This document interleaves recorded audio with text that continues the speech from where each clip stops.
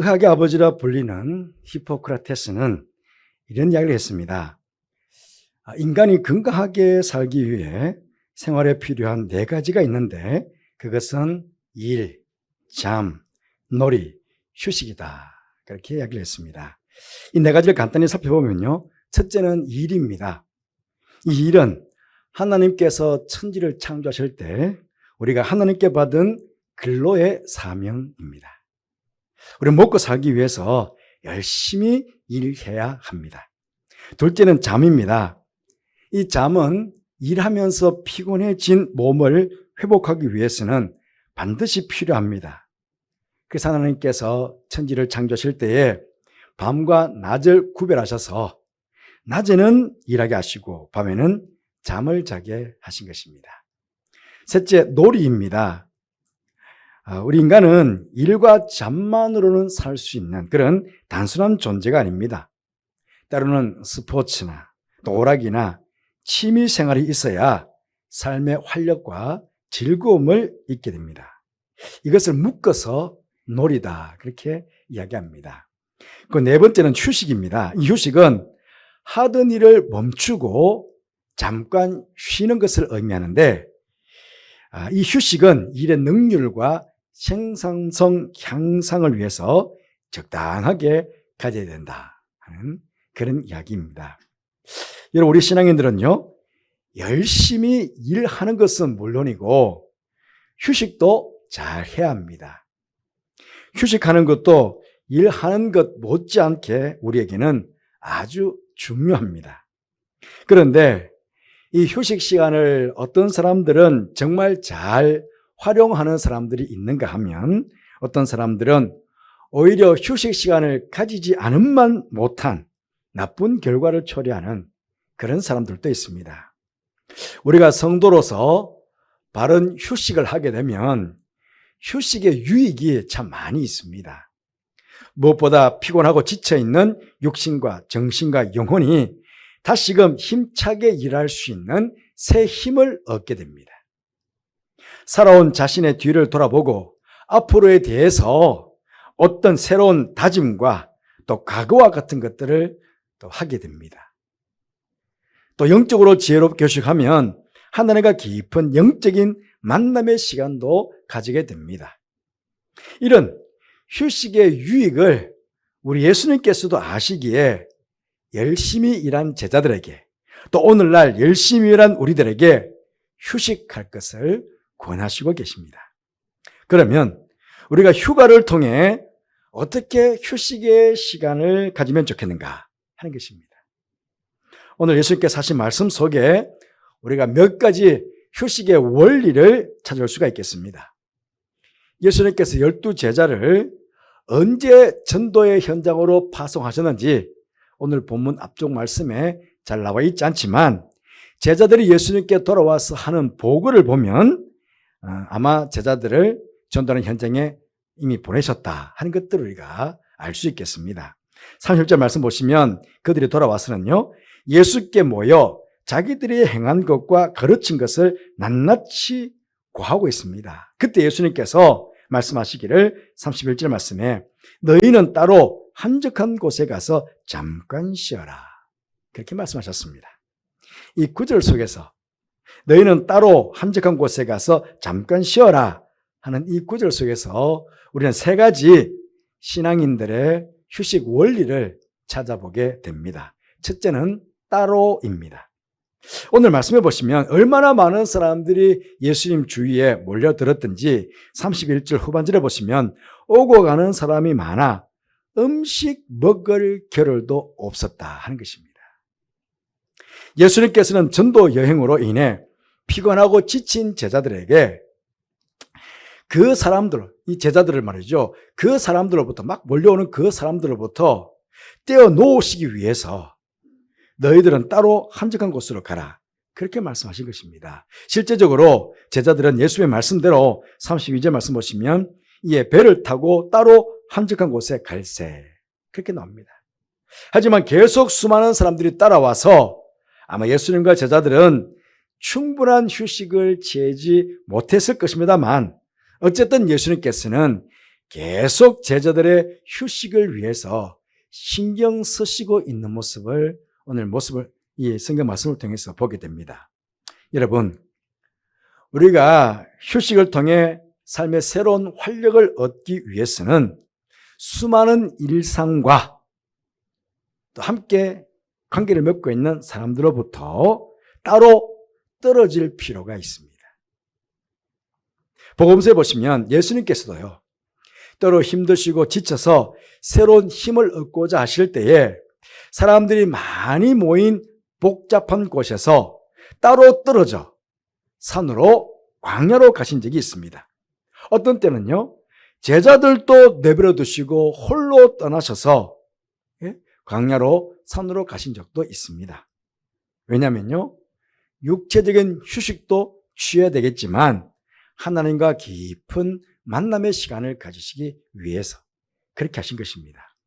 오늘 본문에 바로 이어서 나오는 것이 오병이어의 기적입니다. 오늘 여러분 본문 앞쪽에 보면 5,000명을 먹이시다, 그런 소제목이 있죠.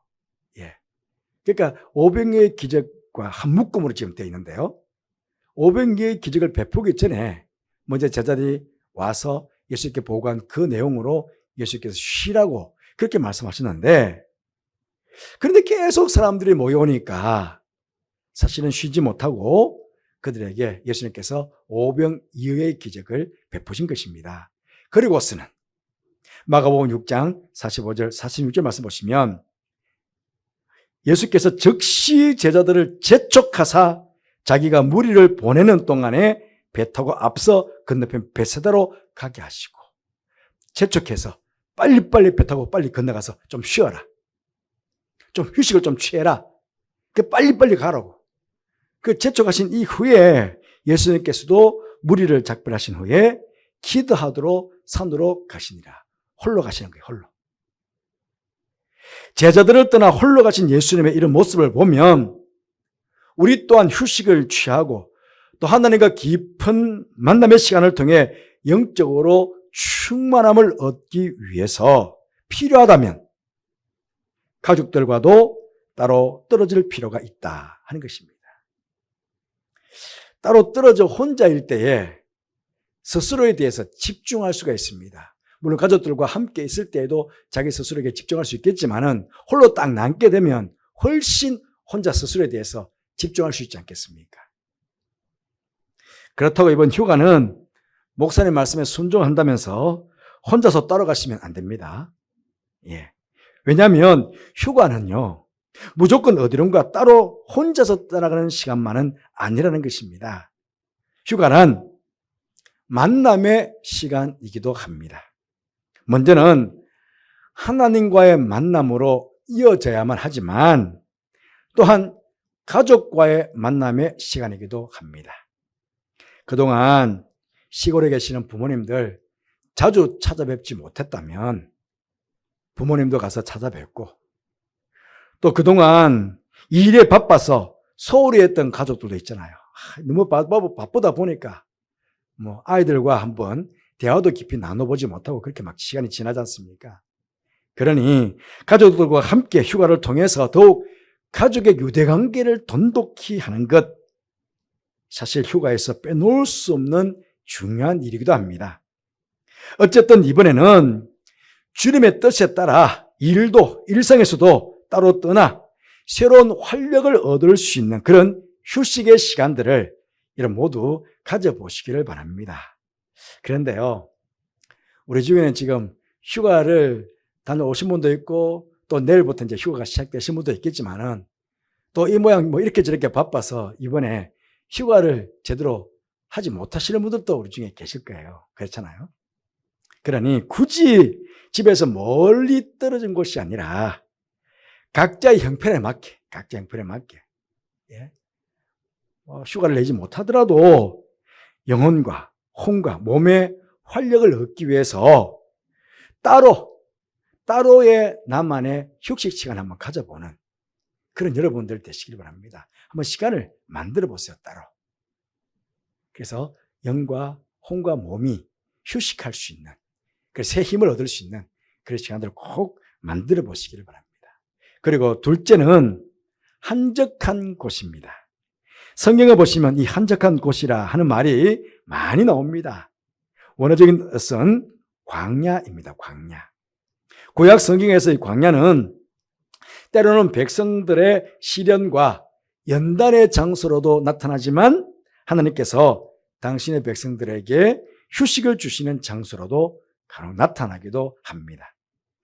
예수님께서 제자들로 하여금 광야로 가라 하신 것은 1차적으로 사람들과 따로 떨어져 격리된 장소에서 좀 휴식을 취해보도록 하기 위한 목적이 있습니다. 그렇죠? 그런데 분명히 예수님께서는 휴식을 위해서는 많이 모여있는 사람들, 도시나 마을이 아닌 복잡하지 않은 광야와 같은 곳으로 가라 그렇게 하시는데 실제적으로 우리 휴가는 어떻습니까? 물론 조용한 곳, 한적한 곳을 찾아갑니다만은 어디를 가도 휴가를 보내는 사람들이 그 수많은 사람들이 모여 있습니다. 그러니까 몸살을 치르지 않습니까? 우리나라는 땅도 좁고 거의 휴가 시간들이 거의 정해져 있습니다. 7월 말부터 8월 초까지. 그러나 어디 가더라도 지금 막 차가 밀리고 사람들마다 인산인해를 이루게 됩니다. 그래도 우리 성도들은 사람들이 북적북적 거리는 곳이 있었을 때도 그때도 조용한 곳, 한적한 곳을 찾을 줄 알아야 합니다. 가족들과 친구들과 함께 분주하게 즐거운 시간을 보내고 나면 거리에 대해서도 감사해야 되겠죠. 그러는 할 수만 있다면 나만 따로 한적한 곳, 같이 휴가지에 가 있다면 새벽에 좀 일찍 일어나서 나 혼자 산책을 한다든지 산책하면서 뭔가 말씀 묵상을 한다든지 가족들이 함께 휴가 가더라도 따로 한적하게 나만의 시간을 가져서 어떤 영적으로 주님과 교제할 수 있는, 교감을 나눌 수 있는 그런 시간들도 마련해 보시기를 바랍니다. 그런 가운데 여러분, 아무리 광야 한복판 같은 곳에 간다고 하더라도 성도는 하나님과 동행하는 휴가, 휴식이 되어야 합니다. 어디서든지 어디를 가든지 우리는 하나님을 떠나서는 휴가나 휴식을 할 수 없습니다. 그렇죠? 우리 성도들은 따로 떠나는 휴가라고 해서 아무 곳이나 가면 안 되는 것입니다. 정말 모처럼 맞이한 휴가인데 사단의 유혹에 빠졌어야 되겠습니까? 자칫 우리 성도들도 일탈할 수 있다는 사실을 우리 모두가 기억했으면 좋겠습니다. 우리 성도들은 하지 말아야 할 일이 있고 가지 말아야 할 곳이 있습니다. 그런데 휴가랍시고 혹하는 유혹에 넘어가 마귀의 시험에 빠져 휴가라고 하는 이 황금 같은 시간을 사단이 좋아하는 일에 낭비하면 되지 않겠습니까? 낭비할 수가 없습니다. 그렇잖아요. 휴가비도 낭비하고 시간도 낭비하고 그러면 되겠습니까? 그러니 늘 조심하고 우리가 경계해야 될 부분입니다. 이번에 휴가를 하신다면 주님의 뜻에 따라 일상에서 떠나 그동안 고갈되었던 은혜가 회복되어지고 주님 안에서 진정한 휴식을 얻기 위해 하나님과 깊은 영적인 만남을 할 수 있는 조용하고 한적한 곳으로 한 번쯤은 나아가시는 것도 이런 좋은 휴가가 아니겠습니까? 이번에 한번 시도해 보시기를 바랍니다. 셋째로는 잠깐 휴식하는 것입니다.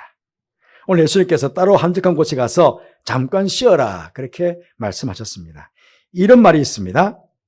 사람이 살면서 조심해야 하는 것이 많이 있는데 그중에도 특별히 조심해야 될 것 하나는 휴식이 없이 계속 일하는 것이고 다른 하나는 일 없이 계속 휴식하는 것입니다. 달리 말씀드리면 사람의 건강을 해치는 것도 많이 있는데 그중에서도 하나는 휴식이 없이 계속 일하는 것이고 또 하나는 일 없이 계속 휴식할 때 건강을 해치게 된다 하는 것입니다. 결국 무슨 말씀입니까? 일과 휴식은 조화를 이루어야 합니다. 너무 일만 계속해도 안 되고 너무 휴식만 계속 취해도 안 된다는 것입니다. 그렇다면 일과 휴식은 어떻게 조화를 이루어야 할까요? 성경의 정답은 6대 1입니다. 6일은 일하고 하루는 안식하는 것입니다. 그런데 지금은요, 현재는 주 5일 근무가 정착이 되어 있습니다. 그러니 6대 1이 아니라 5대 2입니다. 이렇게 더 많은 휴식의 시간이 주어졌지만 그럼에도 더 피곤하고 더 지쳐하고 있는 현대인들을 저는 보게 됩니다. 그러나 우리 모두는 특별하게라도 휴가를 내어서 휴식을 취해야 합니다. 여러분, 이 휴식은요, 하나님께서 우리 인간을 만드신 후에 허락하신 하나님의 섭리이기도 합니다. 성경의 말씀을 보면 우리 인간만 일하고 휴식을 취하라고 한 것 아닙니다. 하나님께서는 인간들을 위해서 열심히 일한 가축들도 휴식을 취하게 하라고 했고 또 땅도 휴식을 주라고 그렇게 우리에게 명령하셨습니다. 여러분, 배가 고프면 얼마나 힘이 듭니까? 괜히 신경질 나고 짜증도 나고 그러지 않습니까? 마찬가지. 우리 몸이 지쳐있고 피곤해 있으면 그냥 괜히 짜증이 납니다. 일도 하기 막 싫어집니다. 일 시키면 화가 납니다. 그렇잖아요. 그런데 배가 부르면 뭔가 사람의 여유가 생기지 않습니까? 그러니까 우리가 밥을 먹듯이 일하기 전에 휴식을 취해가지고 내 안에 일을 할 수 있는 힘을 충전해야 됩니다. 일할 수 있는 힘이 충전되어야 일할 맛이 나죠.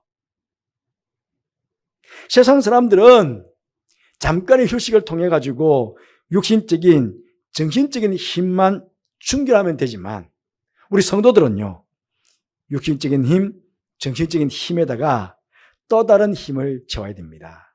그건 바로 영적인 힘입니다. 여러분, 이 얼마나 덥습니까?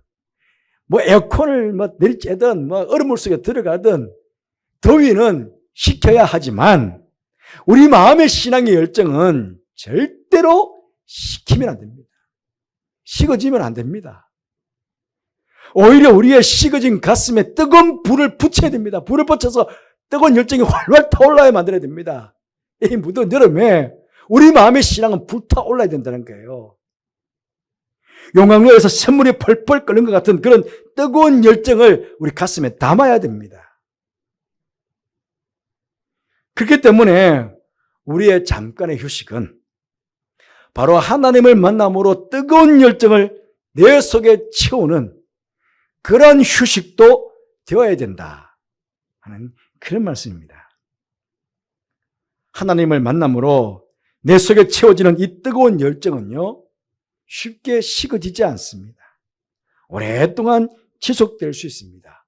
오늘도 그렇죠. 오늘도 안식일입니다. 엄격히 보면 주일이지만 여러분, 일상을 떠나왔습니다. 따로 집에서 떠나왔습니다. 이곳에서 1시간이든 또 2시간이든 또 5시간까지 몇 시간을 이곳에서 여러분 안식합니다. 여기서 우리는 하나님을 예배를 통해서 하나님을 만나 뵙습니다. 그래서 하나님께서 주시는 은혜, 하나님 주시는 힘을 받아서 우리는 어떻게 합니까? 한 주간 세상을 살아갑니다. 여러분, 하루 동안의 안식을 통해서 우리는 일주일 동안에 살아갈 수 있는 힘을 이 안식일을 통해서 하나님을 만남으로 허락받는 겁니다. 얼마나 대단합니까? 그것도 세상 사람들을 다르게 세상 일도 할 뿐만 아니라 주님의 일까지 하면서도 거뜬히 감당할 수 있는 그런 힘을 오늘 우리는 하나님을 만남으로 얻게 되는 것입니다. 잠깐의 휴식이지만 주님과 함께하는 휴식은 이와 같은 결과가 생겨지게 된다는 것입니다. 지금 온 나라적으로 휴가 시즌이 시작되었습니다. 이제 현 대통령이나 전 대통령이 다 내일 휴가를 떠난답니다. 지금 대통령이 모든 공무원들도 다 이번에 휴가라고 그렇게 말하지 않았습니까? 오늘 주님께서 제자들에게 따로 한적한 곳으로 가서 잠깐 쉬라고 하신 말씀을 통해 우리는 휴식의 원리를 보게 되었습니다. 바로 이 무더운 여름에 주님의 뜻인 이 휴식을 통해 여러분의 안에 영과 혼과 몸의 새로운 은혜로 충만케 되기를 바랍니다. 그래서 영역이 건강한 후반기의 삶이 되시길 바라고 활기차게 열심을 다하여 맡겨진 일에 충성하는 우리 모두가 되기를 간절히 바라겠습니다. 기도하겠습니다.